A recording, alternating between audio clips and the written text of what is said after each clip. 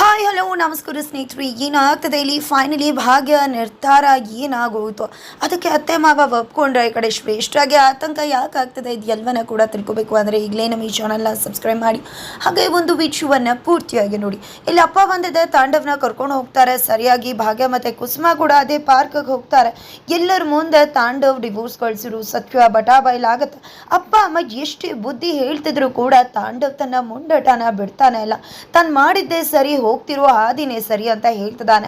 ಇಷ್ಟು ದಿನ ಅಪ್ಪ ಅಮ್ಮಂಗೆ ವಿರುದ್ಧವಾಗಿ ಮಾತಾಡದೇ ಇರೋ ತಾಂಡವ್ ಇಷ್ಟು ದಿನ ಮಾತಾಡದೆ ತಪ್ಪು ಮಾಡಿಬಿಟ್ಟ.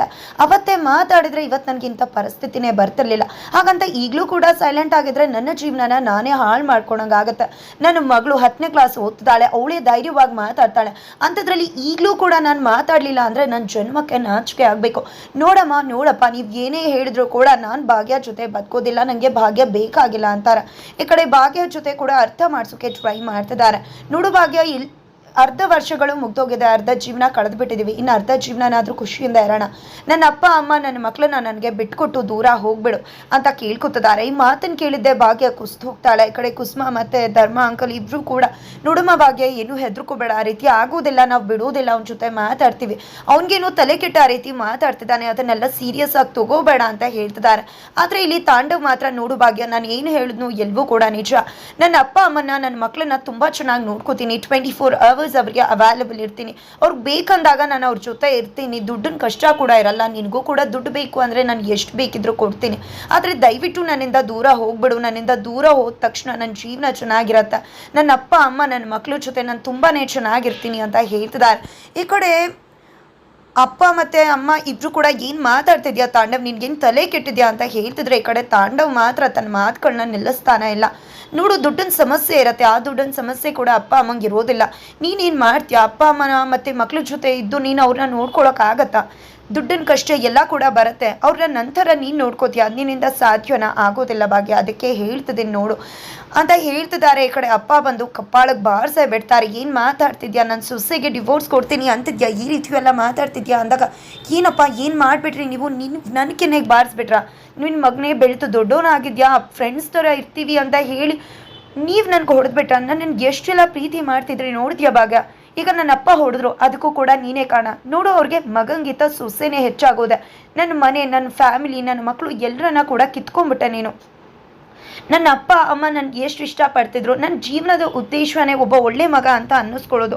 ಇವಾಗ ನನ್ನ ಅಪ್ಪ ನನಗೆ ಹೊಡೆದಿದ್ದು ನೋಡ್ತಿದ್ರೆ ನನ್ನ ಅಪ್ಪನಿಗೆ ನಾನು ಒಳ್ಳೆ ಮಗ ಅಲ್ಲ ಅಂತ ಅನ್ನಿಸ್ತಿದೆ. ನೋಡಿದ್ಯಾ, ಇದು ಎಲ್ಲದಕ್ಕೂ ಕಾರಣ ನೀನೇನೆ, ನಿನ್ನಿಂದನೇ ಇದೆಲ್ಲ ನಡೀತಿರೋದು, ನೀನೇ ರೀಸನ್ ಅಂತ ಎಲ್ಲ ರೀಸನ್ನು ತೆಗ್ದು ಭಾಗ್ಯ ಮೇಲೆ ಹಾಕ್ತಿದ್ದಾರೆ. ನೋಡು, ಮತ್ತೆ ಹೇಳ್ತಾ ಇದ್ದೀನಿ, ನನ್ನ ಮಕ್ಕಳನ್ನ ಅಪ್ಪ ಅಮ್ಮನ ತುಂಬ ಚೆನ್ನಾಗಿ ನೋಡ್ಕೋತೀನಿ ಅಂತದಾಗ ಈ ಕಡೆ ಭಾಗ್ಯ ಎದ್ನಂತು. ಹೌದಾ, ನೀವು ಚೆನ್ನಾಗಿ ನೋಡ್ಕೋತೀರಾ, ನಾನು ದೂರ ಆದರೆ ನಿಮ್ಗೆಲ್ಲ ಸಮಸ್ಯೆ ಬಗೆಹರಿದ್ಬಿಡುತ್ತಾ ಅಂತಿದ್ದಾಗೆ ಖುಷಿ ಆಗ್ತದೆ ತಾಂಡವ್ಗೆ.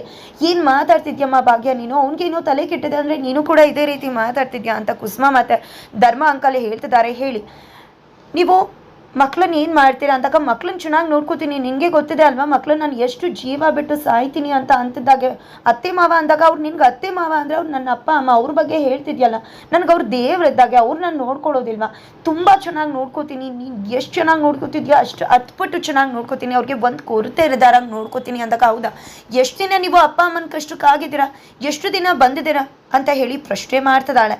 ಈ ಕಡೆ ಶ್ರೇಷ್ಠ ಅಂತೂ ಎಲ್ಲ ಕಡೆ ಹುಡುಕ್ತಿದ್ದಾಳೆ ಇನ್ವಿಟೇಷನ್ ಕಾರ್ಡ್ನ ಸೆಲೆಕ್ಟ್ ಮಾಡೋದಕ್ಕೆ, ಬಟ್ ತಾಂಡವ್ ಎಲ್ಲೂ ಕೂಡ ಕಾಣಿಸ್ತಿಲ್ಲ. ಈ ಕಡೆ ಫೋನಲ್ಲಿ ಕೂಡ, ಅಯ್ಯೋ 1 ನಿಮಿಷ, ನಮ್ಮ ಉಡ್ಬಿ ಇಲ್ಲ, ಹಾಗಾಗಿ ಅವ್ರು ಬರ್ತಿದ್ದಾಗೆ ಇನ್ವಿಟೇಷನ್ ಕಾರ್ಡ್ನ ಸೆಲೆಕ್ಟ್ ಮಾಡಿಬಿಡ್ತೀವಿ ಅಂತ ಹೇಳ್ತಿದ್ದಾಗೆ ಅಲ್ಲಿಗೆ ಫ್ರೆಂಡ್ ಕಾವ್ಯ ಬರ್ತಾಳೆ. ಶಾಕ್ ಕೊಡ್ತಿದ್ದಾಳೆ. ಏನದು, ಯಾಕೆ ಇಲ್ಲಿಗೆ ಬಂದಿದ್ಯಾ ಅಂತದಾಗೆ ತಿಥಿ ಕಾರ್ಡ್ ಮಾಡಿಸ್ಬೇಕಲ್ವ ನೀನು, ಅದಕ್ಕೆ ಇನ್ವಿಟೇಷನ್ ಕಾರ್ಡಲ್ಲ ತಿಥಿ ಕಾರ್ಡ್ ಮಾಡಿಸು ಅಂತ ಹೇಳೋಕೆ ಬಂದಿದ್ದೀನಿ ಅಂತಾರೆ. ಏನು ರೀತಿ ಇಲ್ಲ, ಫ್ರೆಂಡ್ಶಿಪ್ ಬೇಡ ಅಂತ ಹೋದ್ಮೇಲೆ ಯಾಕೆ ನೀನು ಬಂದು ಈ ರೀತಿ ತೊಂದರೆ ಕೊಡ್ತೀಯ ಅಂತಂದರೆ, ಪಾಪ ನಿನಗೊಂದು ವಿಷಯ ಹೇಳಬೇಕಿತ್ತು ಅಂತ ಹೇಳ್ತಾರೆ. ಏನದು ಅಂದಾಗ, ತಾಂಡವ್ ತಂದೆ ಆಫೀಸಿಗೆ ಬಂದಿದ್ರು, ಕರ್ಕೊಂಡು ಹೋಗಿದ್ದಾರೆ ಅಂತ ಹೇಳ್ತಾರೆ. ಹೌದಾ ಅಂತ ಕೇಳ್ತಿದ್ದಾಗೆ, ಹೌದು, ಸುಮ್ಮನೆ ಕರ್ಕೊಂಡು ಹೋಗಿರೋದಲ್ಲ, ಮಗ ಯಾಕೆ ಮನೆಗೆ ಬರ್ತಿಲ್ಲ, ಮನೆಗೆ ಬಾ ಅಂತ ಕರೆದು ಹೇಳೋದಕ್ಕೋಸ್ಕರನೇ ಬಂದಿದ್ದಾರೆ, ಕರ್ಕೊಂಡು ಕೂಡ ಹೋಗ್ತಾರೆ ಅಂದಾಗ ಅವ್ರ ಅಮ್ಮಂಗೆ ಬಗ್ಲಿಲ್ಲ ಅವನು ಅಂತ ಹೇಳಿದಾಗ, ಅವ್ರ ಅಮ್ಮಂಗೆ ಬಗ್ಲಿಲ್ಲ. ಅಮ್ಮನ ವಿಷಯದಲ್ಲಿ ಸಲಿಗೆ ಇರುತ್ತೆ, ಆದರೆ ಅಪ್ಪನ ವಿಷಯದಲ್ಲಿ ಆಗಲ್ಲ ಅಲ್ವಾ. ಅಪ್ಪ ಅಂದರೆ ಎಷ್ಟು ಪ್ರಾಣ ಬಿಡ್ತಾರೆ ತಾಂಡವ್ ಅಂತ ಗೊತ್ತದ ಅಲ್ವಾ.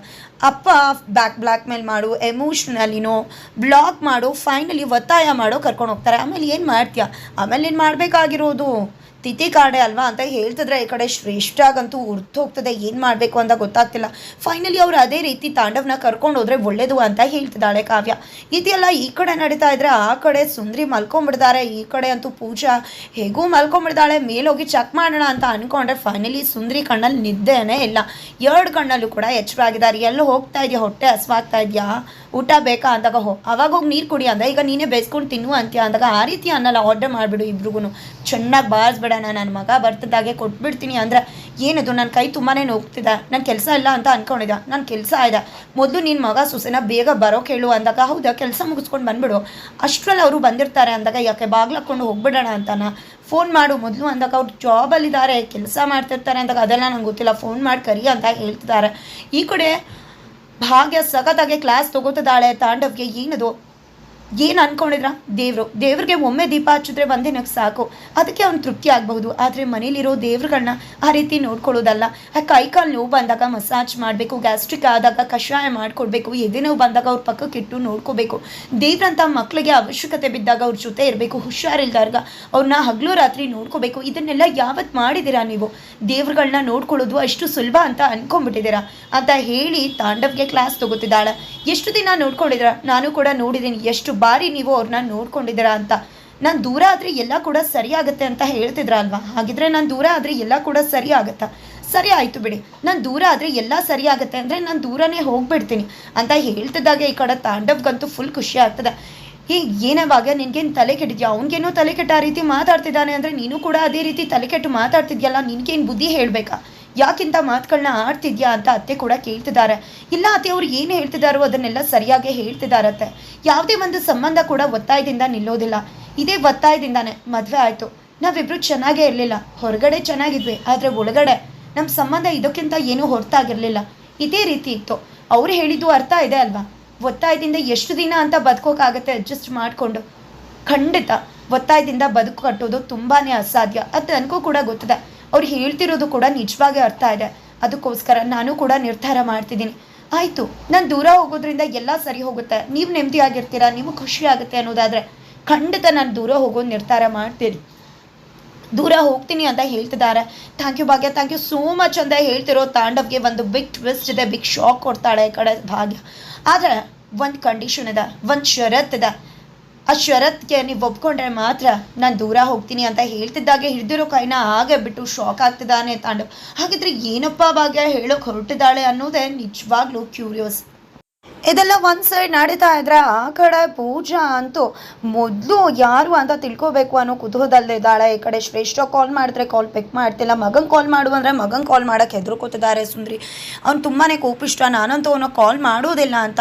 ಹೌದಾ, ನನಗೆ ನಂಬರ್ ಕೊಡು ಅಂತ ಹೇಳಿದ್ರೆ ನಾನಂತೂ ನಂಬರ್ ಕೊಡಲ್ಲ, ಗೊತ್ತಾದರೆ ಮುಗೀತು ನನ್ನ ಕತೆ ಅಂತ ಅನ್ಕೋತಿದ್ದಾರೆ ಸುಂದ್ರಿ. ನಂಬರ್ ಕೊಡೋಕೆ ಒಪ್ತಿಲ್ಲ. ಏನಿದು, ನಂಬರ್ ಕೊಟ್ಟಿದ್ರೆ ಗೊತ್ತಾಗ್ತಿತ್ತು ಅನ್ಕೋ, ಇವಳು ಏನಪ್ಪ ನಂಬರು ಕೊಡ್ತಿಲ್ವಲ್ಲ, ನಂಬರ್ ಗೊತ್ತಾಗಿದ್ದಿದ್ರೆ ಭಾವನ ಅಂತ ಕಂಡಿಡ್ಕೋಬಹುದಿತ್ತು ಅಂತ ಹೇಳ್ತಿದ್ದಾಳೆ.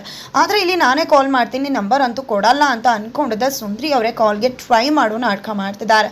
ಆದರೆ ಕಾಲ್ಗೆ ಟ್ರೈ ಮಾಡಿ ಕನೆಕ್ಟ್ ಆಗ್ತಿಲ್ಲ ಅಂತ ಹೇಳಿ ನೀನು ನನ್ನ ಮಗ ಸೊಸೆ ಬರ್ತಿದ್ದಾಗೆ 50,000 ಕೇಳಿಬಿಡುವಂತಾರೆ. ಯಾಕೆ ಏನು ಅಂತ ಕೇಳ್ತಿದ್ರೆ ನಿನಗೆ 25,000 ನನಗೆ 25,000 ಅಂತ ಹೇಳ್ತಿದ್ದಾಗೆ ಪೂಜಾಗೆ ಶಾಕ್ ಆಗ್ತಿದ್ದ. ಯಾವ ತಾಯಾರು ಈ ಥರ ನಡ್ಕೋತಾರೆ, ಏನಪ್ಪ ಇದು ಅಂತ.